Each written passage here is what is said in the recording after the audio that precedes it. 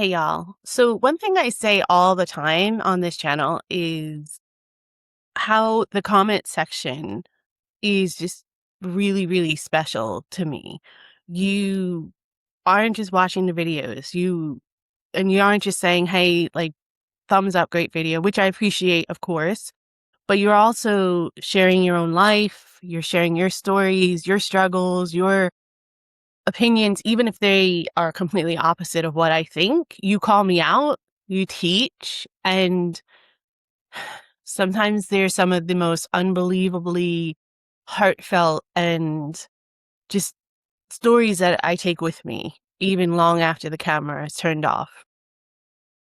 So I did make a pledge from the beginning of this channel that I was going to answer every single comment.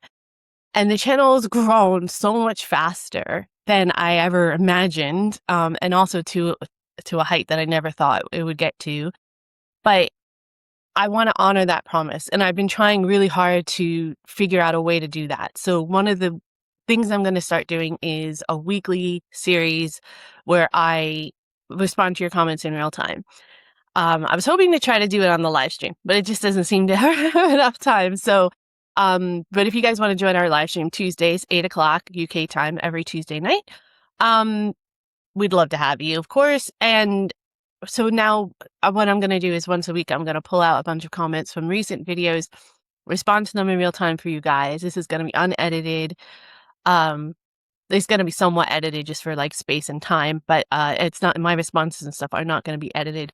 And I'm going to just respond in real time for you guys so that you can see that I am reading them, how much they actually do mean to me, and how much I appreciate you being a part of this community, because I couldn't do it without you.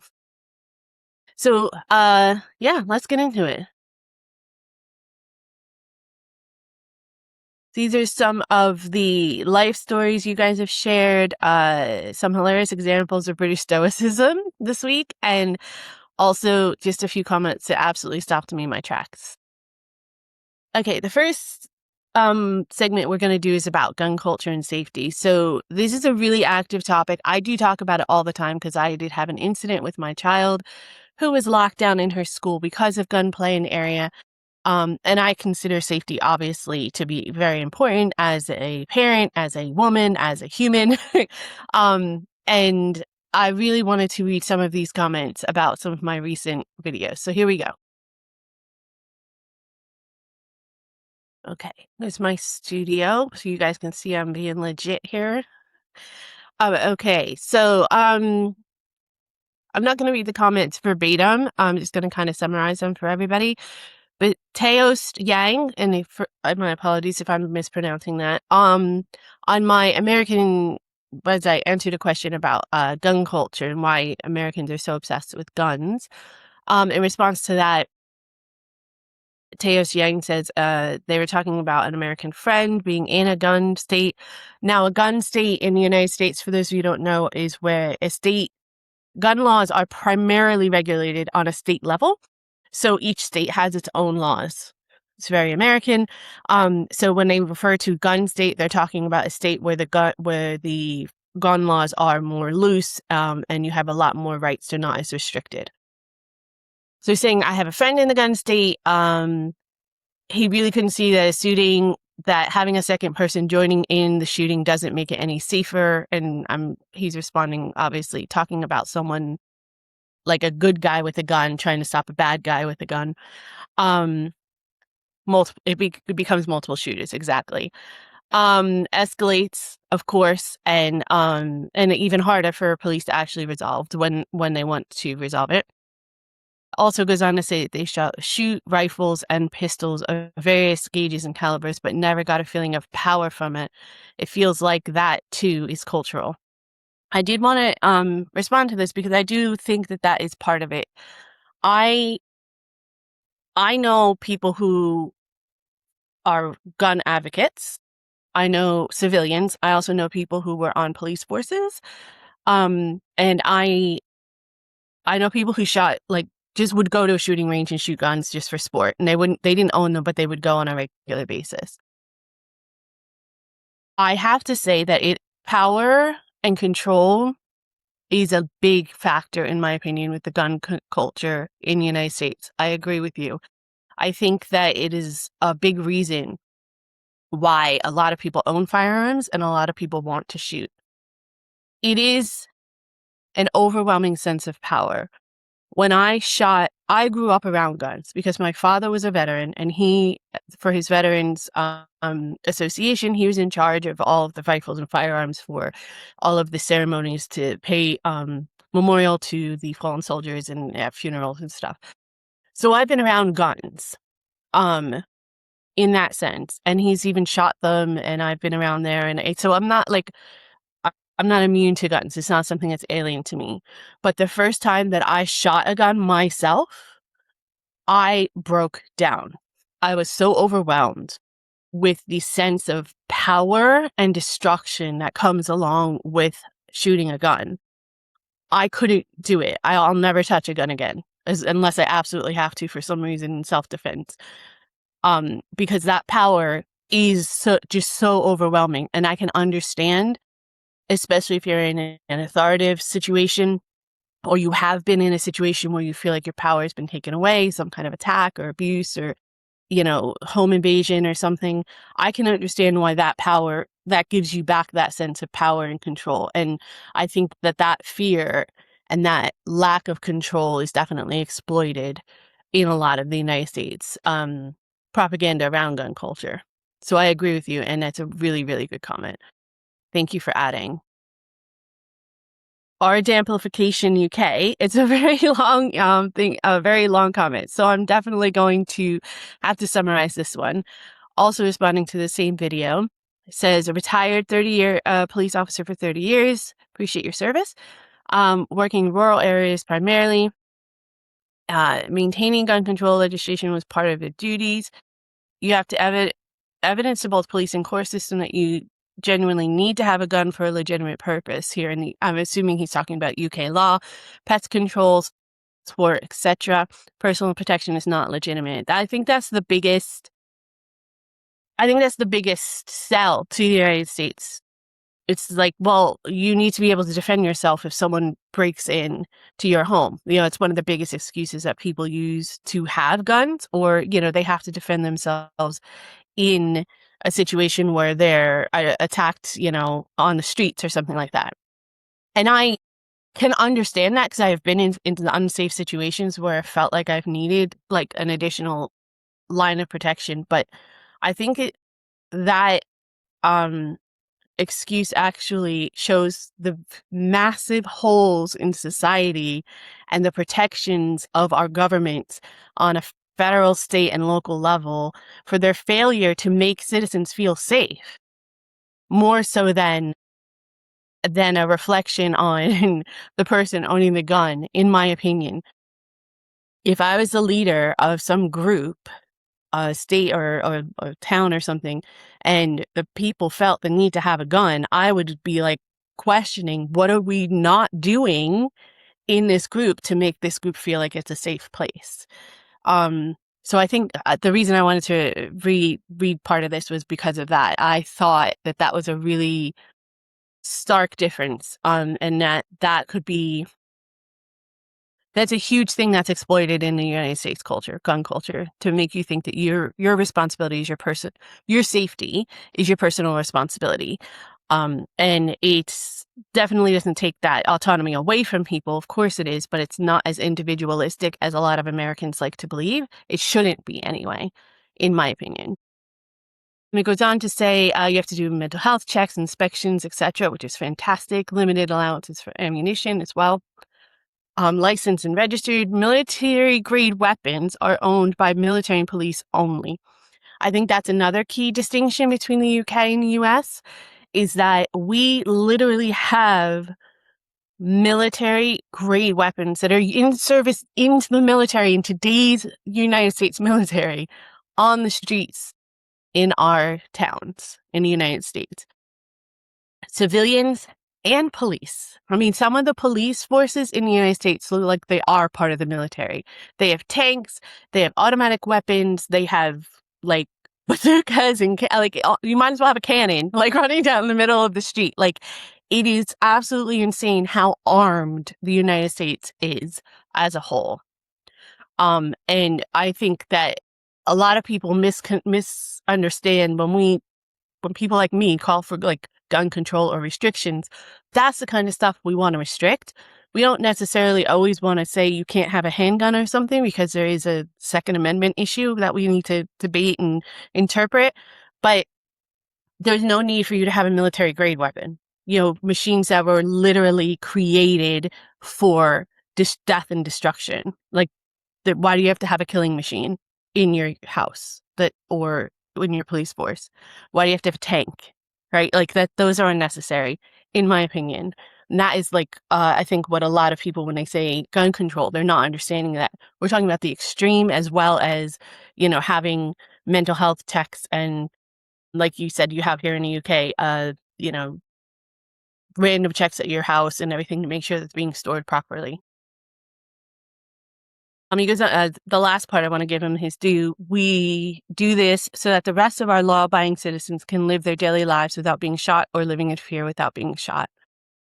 And testament to the situation that our police officers are not routinely armed, and the number one cause of child mortality isn't being shot like it is in the U.S. I think that's the biggest thing for me. I would never want my child to be around a gun having shot it. It is literally one shot. You just have to make a split decision. And in 1 second, you could literally change someone else's life and your life forever, and possibly take someone's away. And why would I want to have my child around that?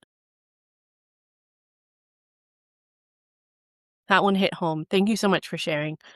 Another one is Joanne Kun Life. When I was married to my ex, which I'm not anymore, I had 2 children. I was an IT contractor and worked very hard to give my family everything I wanted. My daughter left UK primary school about 5th grade in the US, and my son was 9. I spent a silly amount on a 3-week holiday of a lifetime in Florida. My kids lived a long-haul flight to the US, but my daughter was so terrified at US customs because of the number of guns. She burst into tears and asked if they're going to shoot us. Oh my God. She also shrieked and nearly wet herself when a customs guy came past with a semi-automatic weapon. It scared the living daylights out of me, too. Wow. Horrific. All I can say, I mean, obviously, I'm horrified at your family's experience, especially your children at the ages that they were. I'm sure that was completely terrifying. Um, wow. The only thing I don't want to take away from your family's experience in any way, but the only thing I can think of is to just it's lucky that you were in a environment where it was most likely not going to get used, and I can't even say that with a straight face. Actually, I don't have much to say to that, except that that is an experience, and that is an experience that a lot of Americans have on a daily basis, and it is terrifying. It's absolutely terrifying. It's one of the biggest reasons we left. Many reasons, but definitely one of the biggest. In response to one of my shorts about seeing a gun on a person in a coffee shop, which is a true story, by the way. It's a lot of people called me out and said, oh, I was making it up just for clicks. No, it's a true story. I literally went to Texas, walked into a coffee shop, and 2 men with automatic weapons, who I assume were like hunting or went target practice or something, but they literally came in with them strapped on their backs as if they were going to hold up the place. I was terrified. It's a true story. Anyway, Ken Jepson says, about 30 years ago, started working in the U.S. as technical liaison between the UK factory and UK distribution and sales. Not long after arriving, I went to my U.S. boss's house. He had a gun out, started showing it to me, asking if I'd seen it before because it was English. I said I'd never seen a real gun before other than what police wear at airports, and he was shocked. He phoned a few friends to tell them about it. A week or so later, we were driving in the company van around Philadelphia. Shout out, Philly. And stayed in the wrong area, and someone shot at the van. Oh my God. South Philly. Um, uh, on a night out in Philadelphia, I was in a bar on St. Patrick's Day when a very drunk man came in and pulled a gun and shouted, "I'm loaded and carrying." Another time, one of my coworkers was in Maryland and heard some noise outside close by. It turned out that someone had been shot and killed in a car park. That was some of my experience of gun culture shock in the US, from never having seen a real gun to being shot at, having a friend hear shots when a murder was committed. Oh my goodness gracious.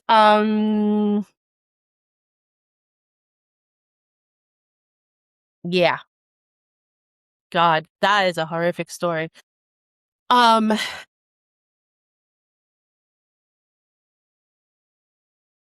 it really paints Philadelphia in a terrible light, and that that hurts my heart. Um, on many levels, because some of it, is very realistic. Obviously, it happened. I'm not trying to take away that it didn't. Um, but I mean, I've been in Philadelphia. I used to live right outside of Philadelphia. I know exactly what it is, especially on nights out or when sports teams win big and that kind of thing. Um, yeah, there are definitely parts of Philadelphia and Maryland, Baltimore specifically, that I would never go to again if I have if I can avoid it.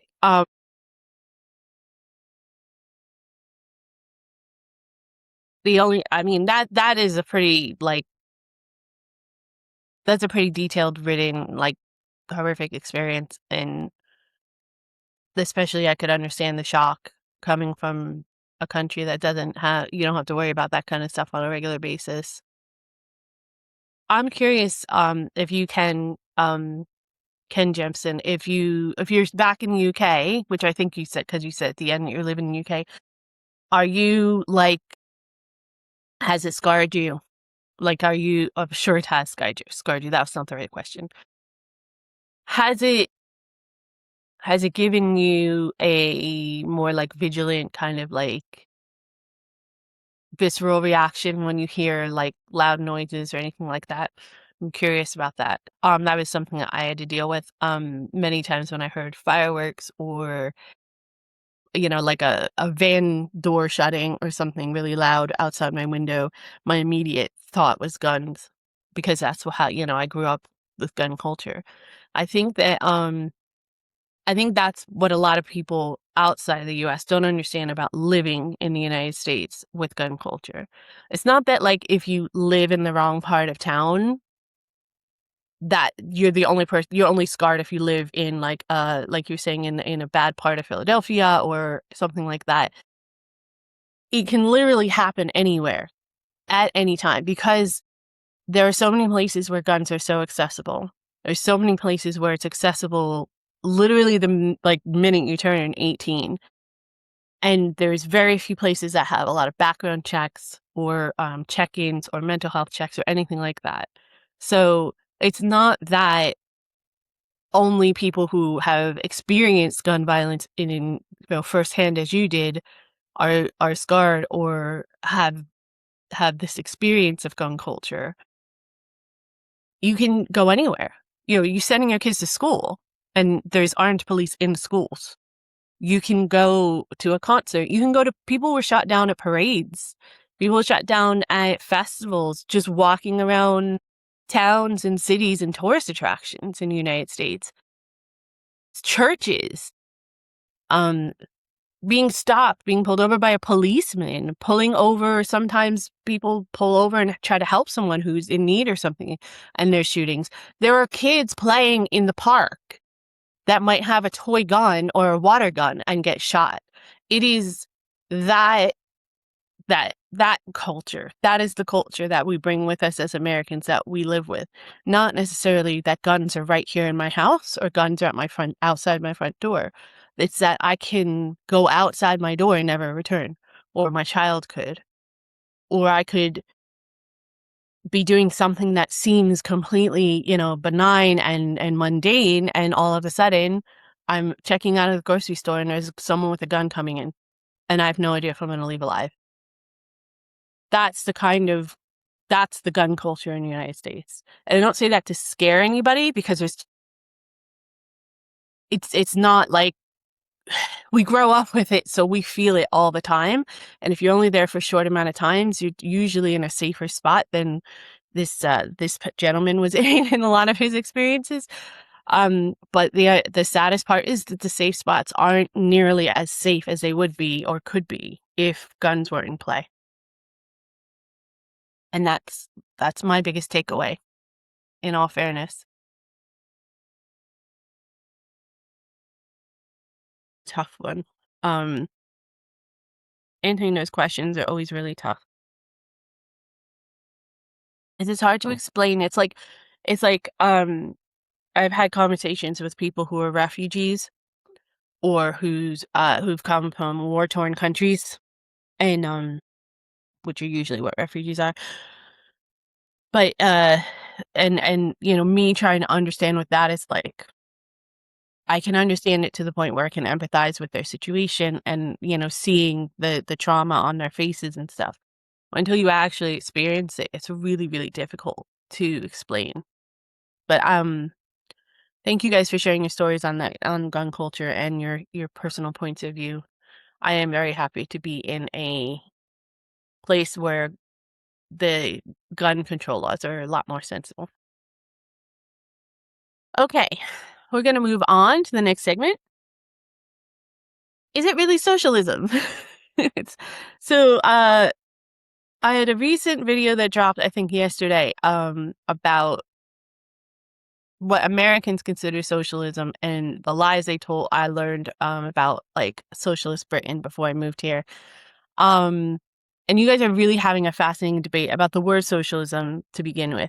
You're being a little bit nitpicky and pedantic um on the specific definition and comparing that, which is fine, it's not that I don't understand the difference between socialism and social democracy and all that kind of stuff. But you only have 15 minutes or so in a video to try to convey your thoughts. So you have to be a little bit more strategic in how you explain things. But it's still a fascinating debate nonetheless. And there's people that are definitely pointing out, about like military police and fire services being socialist enterprises, which we'll talk about in a minute, and how Americans accept that with no question. And yeah, we've definitely had debates like that on our live streams sometimes as well. Um, so we're gonna get into some of that in a minute too. Let's go.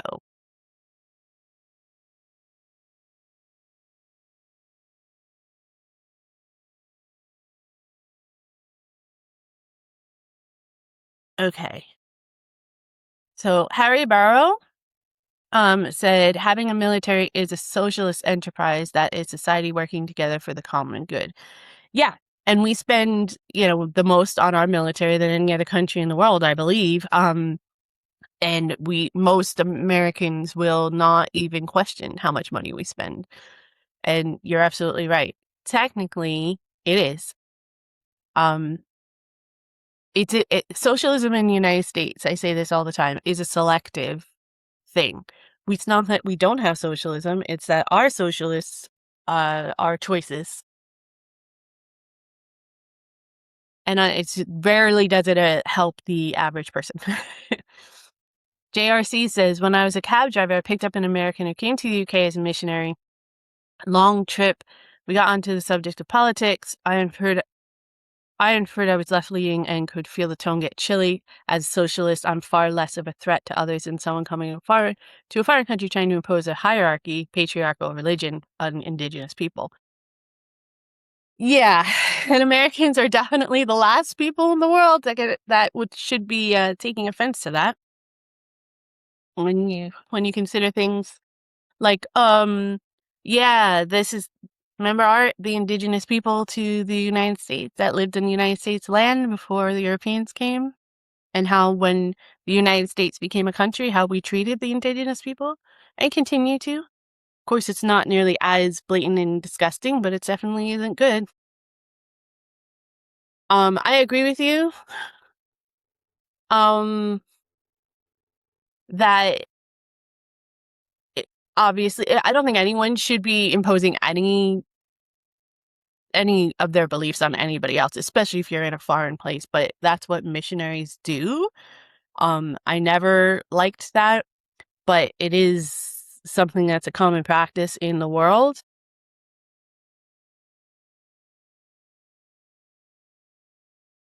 I don't necessarily think that anyone who is, I suppose someone who is in a missionary, in the missionary or on a mission is typically more conservative.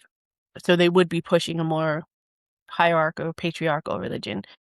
Most of the time it's religious based.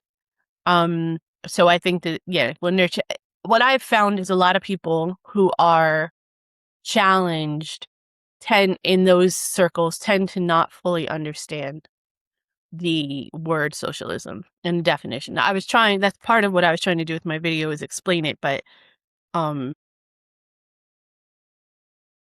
it is difficult. It's difficult because there are different forms, and people have hijacked the word and have definitely weaponized it, so it is difficult.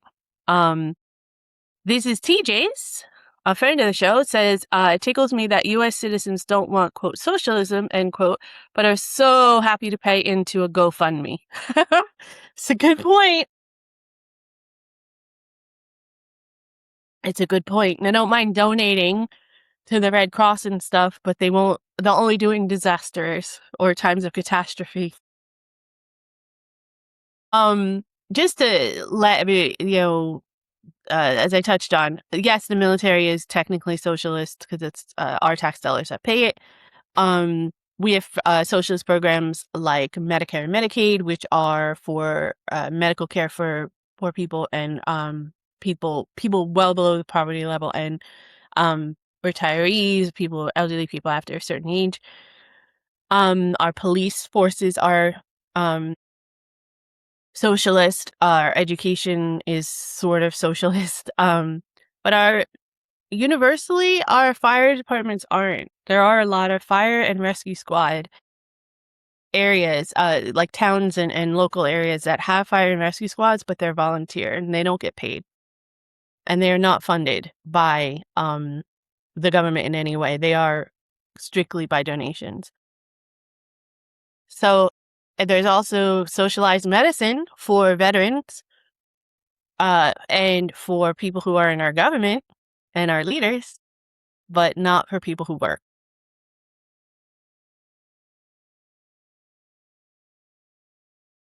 I don't disagree with the fact that they should be covered. I just think everybody should be covered. But anyways, some people had some things to say in my pinned comment as well. Birdie says the UK is not a socialist state or system. Basically, looking after one another has been socialized, and that's it. That's kind of what I was trying to say. That we're told that even that, like, those social programs are considered socialist and considered like basically communist. And I think I did have I saw a comment, someone had said that they're basically the same, communism and socialism, which is not true, but okay. Most Americans could not describe or recognize as socialism, even if their life depended on it. And I definitely agree with that too. Maybe the only thing not socialized in the UK could be considered to be looking out for each other, with some exceptions, like vehicle insurance, property insurance. But those are private entities. Maybe the only thing that's not socialized within the UK could be considered to be looking out for each other. I think that's more about money, making money, a profit margin, which is fine. I think that I like the UK system where there's a hybrid of some social programs and some capitalist programs. I think that is the biggest situation. Miss Pickles says, I think the more accurate term is democratic socialism, which, okay. Because true socialism isn't something to aspire for, but true versions of any system isn't a good thing. A mix of policies that encourage growth while providing support for these most unfortunate is probably the closest utopia we can aim for. And I agree with that statement very much. The UK is a social capitalist society where capitalism drives our economy, adds wealth creation, and then through a progressive tax system, a safety net is provided. It's called society. Okay, that was a little pedantic, but thank you for that. Great. Phlegmatic, magmatic, phlegma- Retromagmatic, I guess is how you say it. Bikini a Troll says, helps if you know what socialism is. Socialism is an economic and political system where the means of production distribution are in the hands of people. Now find a country that is socialist. Okay, you need to just chill out a little bit. It's okay. Again, I'm not saying that. I was saying that the UK has socialist programs and therefore the United States calls them socialist and thinks that they're wrong. Like, that was the premise of the video. And that's what I had to overcome as an American living here, is growing up with that propaganda and realizing that there is a difference. It is not. There are lots of socialist governments and systems that have existed throughout the world, and you can't possibly go into the nuance of every single one of them in one video. But, of course, it's an economic and political system. All systems are economic and political.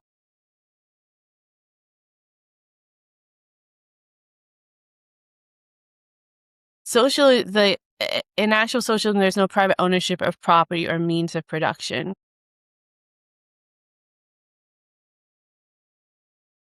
Then how does anything get done?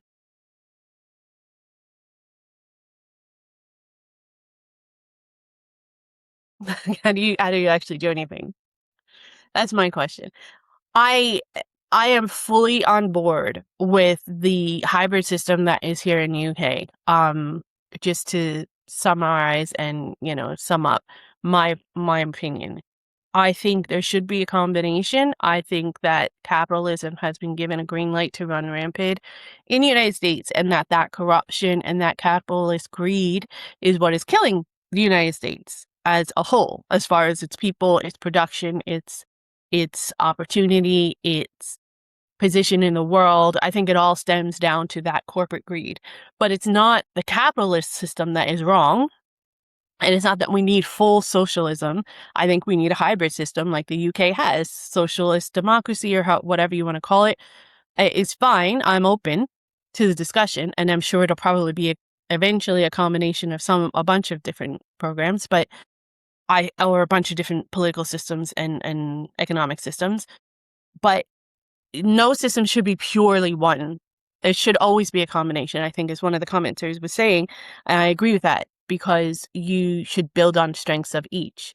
Just like you can't be extreme. If you're extreme, you're never going to get anywhere, because you're just always going to be hating anybody that's not extreme, or hating any system that's not extreme, or doesn't fall into your very narrow parameters. So you always have to have like a wider, broad coalition, because if you don't, and you're gonna, nobody's gonna survive, or that is the system that is right for a very small amount of people to prosper and do well. And that's exactly what the United States has become. It's become a funnel of capitalists, and basically money rules everything. It literally rules everything. The corruption is so deep in the United States that's why these social programs that did exist in the United States are wheedled down to almost nothing, if they still exist.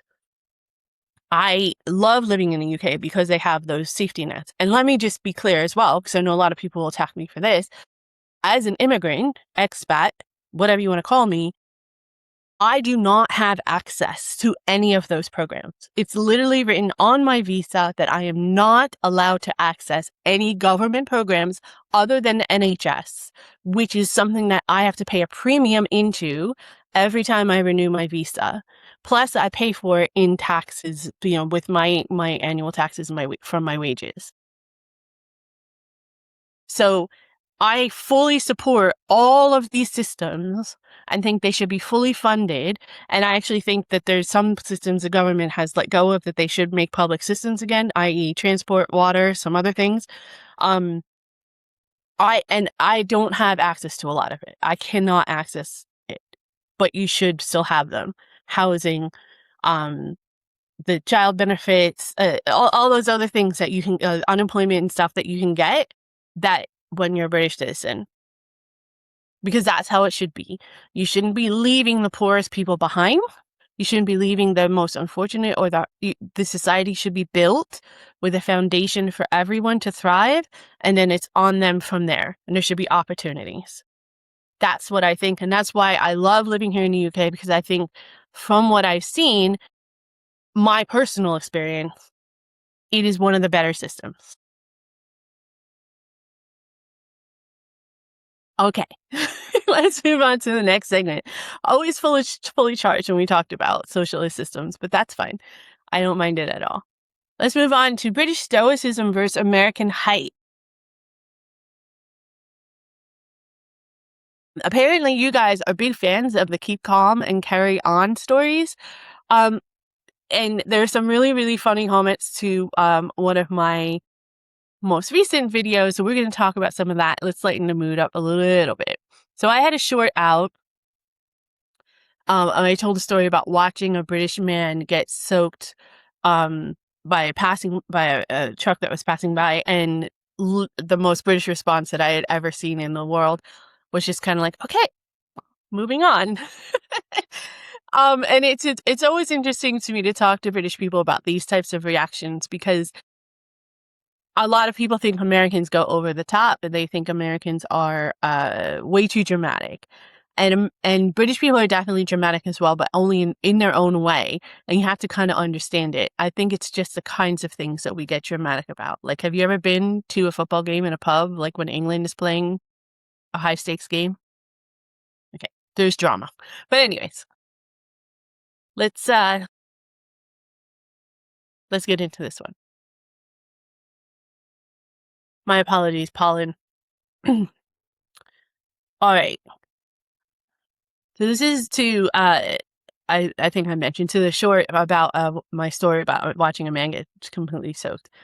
All right. A. Kelly says, I got completely drenched by traffic soaking me with a puddle on my way to a job interview once. Oh my God, that's awful. Oh, I sat through the interview with a panel looking at me, and none of us mentioned it. I was offered the job. See, I would offer you the job, because to me, that shows you have perseverance and character, and that you're not going to let a little like mishap ruin everything. So I actually applaud you for that, because I had an incident. I think this is in the members only section, but I had an incident once where I was on my way to a job interview. It was insanely hot, one of the heat like a heat wave that we're having now in the southeast. And I had a yellow silk blouse on, and I was walking to the train, and I was overheated, and all of these bugs were like attacking me, and I was mortified. And I did a video about it because I was just mortified about it. I didn't know what these bugs were, why they were attacking me, all this stuff. And I ended up getting an offer from that job too. So it just goes to show that if you just push through and go through it anyway, a lot of the times you'll be fine. Well done. And I hope you enjoyed the job, Kelly. Fury Niner says, well, that's not ideal, is my British trauma response. I think it's kind of universal.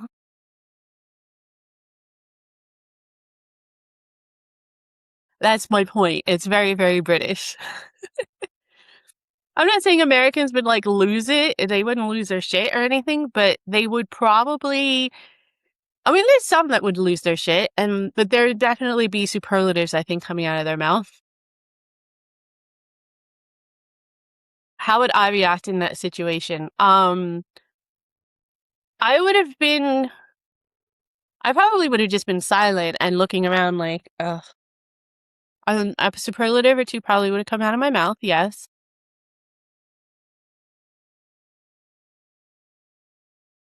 That's probably what I would have done. Like, said the F word a few times and been like, okay, now what? Trying to figure it out. But I have been in the UK for a few years, so that might be your culture rubbing off on me a little bit, in all fairness.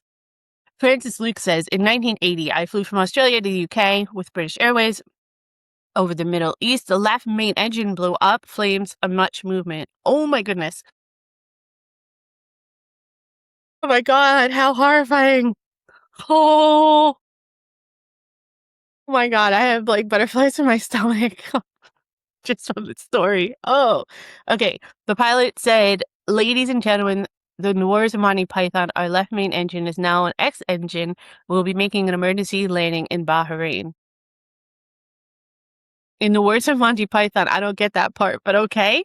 Everyone remained calm. Most laughed out loud. One of the airline stewardesses said, thankfully, there were no Americans on board. Oh, that's offensive. I'm highly offended by that comment. I really don't get the Monty Python reference though, but I do think it's funny that he came on and he was trying to keep the levity. I think in that situation, what else are you gonna do, right? Thank you for sharing. That was a fun story. Um, Geriatric Ninja, excellent handle. Thank you so much for sharing. Drama doesn't solve problems. Calm, rational thought solves problems. Yes, of course, but people have reactions, right? Like I don't think there's anything wrong with having a reaction to things. I think what a lot of people don't understand about the American dramatics is that it's not necessarily always that the reaction that like the moment that we're reacting to isn't always what's causing the dramatic reaction. Sometimes it's a buildup of stress and other things. We have so much to worry about in the US on a daily basis, or at least we feel a lot of pressure. There's like an underlying hum of hustle and pressure and to succeed and push and all that kind of stuff. That I remember, I think I said it in the short that I was sitting in traffic once and I was like just gonna be late and I was overwhelmed with the amount of traffic and it was so long and I did start crying, but it wasn't because of the actual traffic jam. I was just so overstressed and overstimulated that I couldn't help but cry. Like I had to like do something to release it. My body had to in order to function. And so crying was what it was. It wasn't necessarily that I was crying because I was in traffic. It was just maybe, I had been in traffic for a long time. I know I was running late. I probably had a stressful morning with the child, like it was, and I definitely hated my job. So, it's probably a bunch of all of that. I was probably tired because I'm not a morning person. I mean, it's a bunch of things. But I think that sometimes the dramatic reactions come from that, like pent up emotion as well. YouTube responds to Geriatric Ninja and says, yeah, but sometimes you need emotional catharsis to get to rational thought. Exactly. Well said. You said it much better than I did, YouTube. Thank you so much. Mr. Gibonici says, in response to YouTube, that's what the occasional muttered bollocks is for. Sometimes bollocks doesn't cover it though. It just doesn't. Sometimes you need something bigger. Alan Andrews says, I stepped off a forklift truck one day and put my foot straight into a broken drain. I felt a bit of pain and thought I had maybe pulled something. I carried on working for a couple of hours, carrying double glazed window units around, then cycled home. Mrs. took one look and took me to casualty, which I think is A&E, emergency. You guys clarify that for me? I'd broken my foot in 2 places. No drama. It's part of who we are. I must say, thank you so much for sharing, Alan Andrews. But I must say, that sounds like an American story. Only the reason they didn't go is because it would cost too much. Not just because they were carrying on it. Yeah, you're right. Fajitas for breakfast. The response says, put in a claim for work or report an accident at work. Yeah, I would have done that, definitely. Again, litigious states in the United States. So I would have definitely done that right away. Filed an accident form, 8 weeks off work, full pay bonuses, drain mended, and improved yard. Wow! 8 weeks off of work with full pay and bonuses?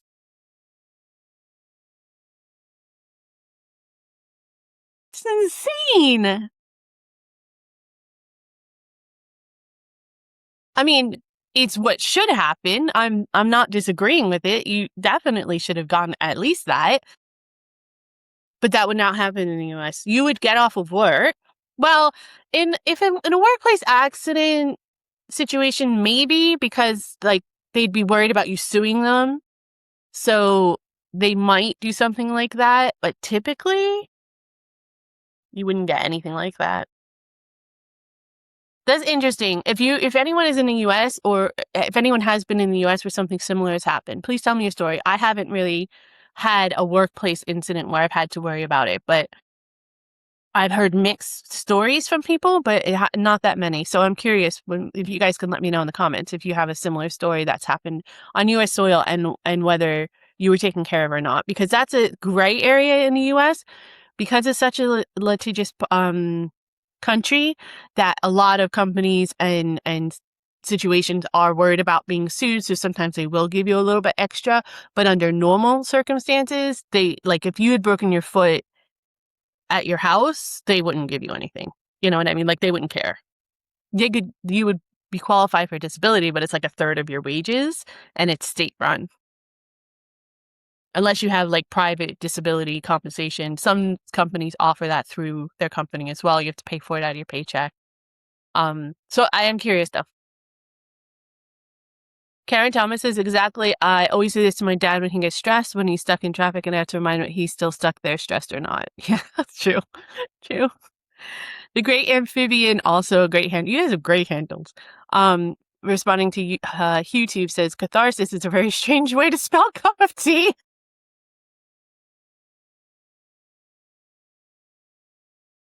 Excellent. FRC Luke Frick. I'm going to say FRCLUC says, except in the UK, sticking heads in the sand and finger pointing is a daily activity. Okay. DJ Deems says, in the US, a casual argument is often won with a gun, like real men do. We do have I might do a deep dive on guns at one point in the United States, because there's a very long history as to why not just the guns are part of the amendment, but why guns were actually necessary at one point in the United States in order for survival in a lot of different scenarios throughout its history. So, and even things like there's a lot of deadly animals that roam the United States. You have to be really careful. And you don't have as many here. I think you have one snake that might poison you, and I think someone told me the last time it was poisoned was in the 70s, like the last time there was an actual incident. But yeah, we have bears, coyotes, rattlesnakes, like scorpions, like sharks. Like we have a lot of things that will literally just jump in your backyard and like steal your dog thinking it's a small animal that they could eat. So like it's not as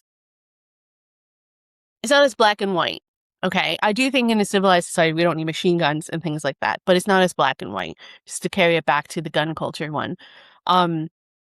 It's not as black and white as a lot of people like to see. And I do agree that there needs to be restrictions because it's the 21st century. We need to catch up. But there's a lot of history of like living in the Old West and on the edge of the actual like state lines and country lines, and obviously there's a lot of turmoil and friction, especially back then with the indigenous population and all that. So it's not completely unfounded that people feel like they need that feeling of needing to protect themselves all those years is not unfounded in nothing. But yeah, that was a funny one though.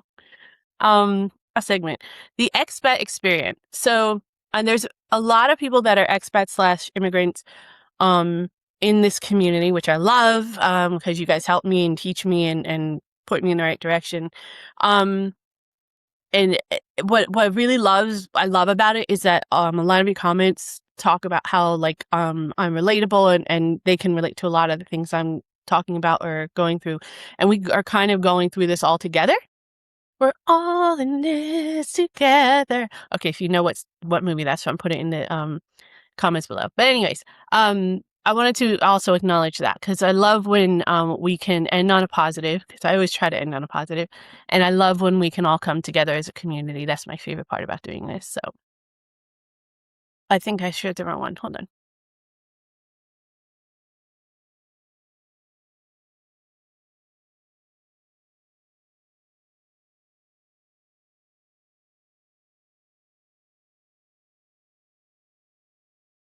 All right, so this is various videos, so we're just going to go through a couple of them. But to my short about feeling trapped in America and then moving here to the UK, Viper7869 says, excellent. I watch a lot of these Americans in the UK, and sometimes they get repetitive, but you bring in some great, varied, valid points and justify them. Oh, thank you so much. That's so nice of you to say. I try really hard to, I am repetitive sometimes, but I try really hard to put a new spin on it. And I also try really hard to go a little bit below the surface and not just be surface level. Cause you can watch an AI video for surface level stuff, right? Like that doesn't really help you at all. It doesn't help me either. Cause then I can't connect with people going through the same thing. And that's, that's the point of community, right? Is to try to connect and, you know, gripe at things together and react to things together, but also be there for each other. I hope that that's what this channel conveys. Ew. I don't know if it's ill, but that's how I'm gonna say it. Ew 4645 says this is very really relatable.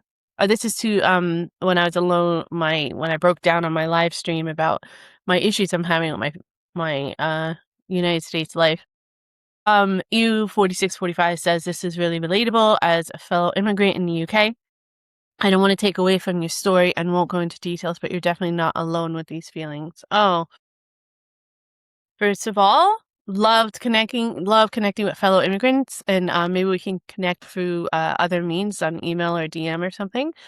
Thank you very much for telling me I'm not alone. It feels really, really good to hear that. It is a tough situation, but I appreciate, having other people that understand. But don't ever feel like you're taking away from anything if you share your story. I put myself out there as a way to, I mean, it's cathartic for me, but also as a way to learn and grow and help other people if I can in some way. I don't know if any of my videos actually help anybody ever, but it helps me connect. And then hopefully,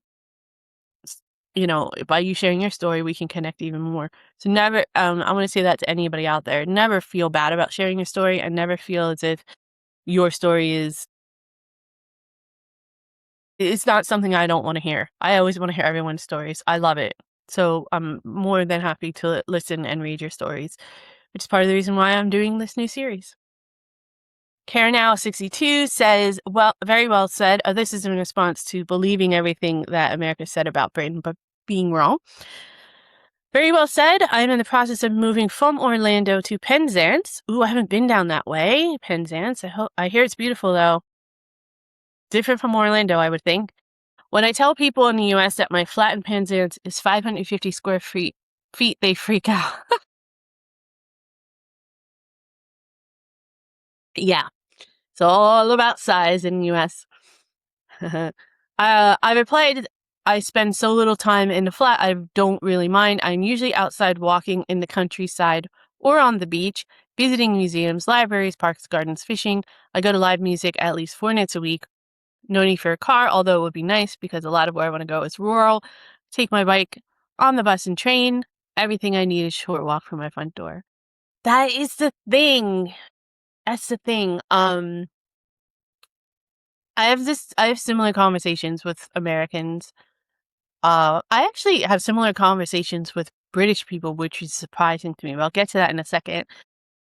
About, I've downsized because I've downsized my house and things like that I've like downsized my life, and it's not true. I actually did a video about that too. I'm the same way. I love like walking wherever I have to go. I don't ride my bike. I don't have a bike here, but I'm not really a bike rider that much. And I have never been, but I love just walking and observing or taking the train or the bus. And I've been here 3.5 years and I don't have a car, and I'm working on my license, but it's really just like as a safety net to have in case I need it kind of thing somewhere down the road. I love that you go to live music 4 nights a week. I wish I had that in my town. I'm gonna have to look and see if I can find something like that somewhat local, because I love music and I do miss having it regularly in my life. I sing every day, but other than that, I don't really have it. So I would love to do something like that. Um, write back now and tell me about like your life in Penzance once you get settled in and if, like what your comparisons are and stuff. I'd be curious. But I do agree with you that everything is pretty much a short walk because the UK is so it's been around for so much longer. It's not a driving culture. There's a driving culture here, but it's not built on driving culture because it's been around so much longer before cars were invented that it just like you don't have to go outside your town. Usually, you can find what you need in your town. I love walking to town center and walking the high street and getting what I need. It took a while to understand that I need to go to like 4 different shops because I'm used to driving to like one place and getting everything I need. But but now that I like get it, I appreciate it a lot more. And I do. I just love like I walk through the park as much as I possibly can that's near me. Um, I get kind of annoyed when my partner's like, "Let's just drive," and I'm like, "No, let's just walk. It's fine. Let's like we got all the time in the world today. Like, why rush it?" I agree there are some areas where you do kind of need the car, but really it's for convenience, because most of the areas, at least that I've experienced, that you can get like it's a combo. Sometimes like a bus, a train, a bus, and it takes a while, but you can get there. But yeah, I love everything that you said, and I agree with everything that you said, Canal. It's definitely reasons that I love living here in the UK. It is kind of ironic that I do have some of these similar types of conversations with British people because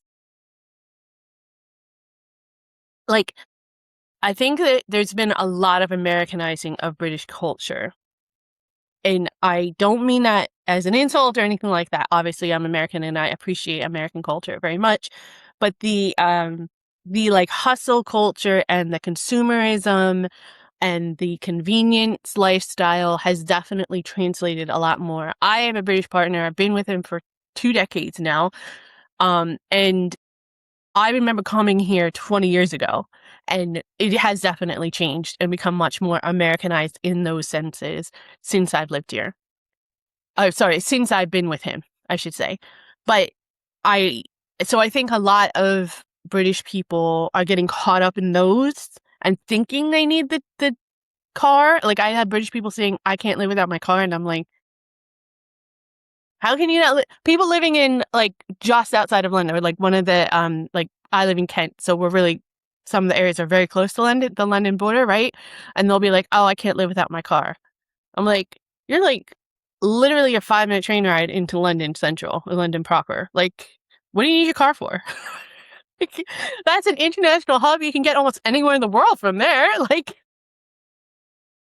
anyway, um, and people who like use their car for the school runs when the school's like 5 blocks away. It drives me a little bit crazy as an American because I think it's something that British people don't necessarily always appreciate about their culture. But it is all perception, right? Because there are things about my culture that I didn't appreciate until I left. So I totally understand. But I do think it's funny that you say that. I have conversations like that with Americans all the time. Definitely people who think that I'm wrong and that, you know, my perception of the UK being a better way of life for me and my family is ridiculous and all that kind of stuff. But you know, like I said, it's all perception. I think a lot of it comes down to just a lack of knowledge. When you have conversations like this and we have interactions like this, that's how we learn and that's how we grow and that's how we discover. And I think a lot of people, and I know I was in this boat very much so before I met my partner. It's a lot of people just don't understand. A lot of people in the United States don't understand what life is like outside of the United States because we're not really given a lot of that access and tools. And so, and also visiting a place is very, very different from living in a place. Also speaking from personal experience.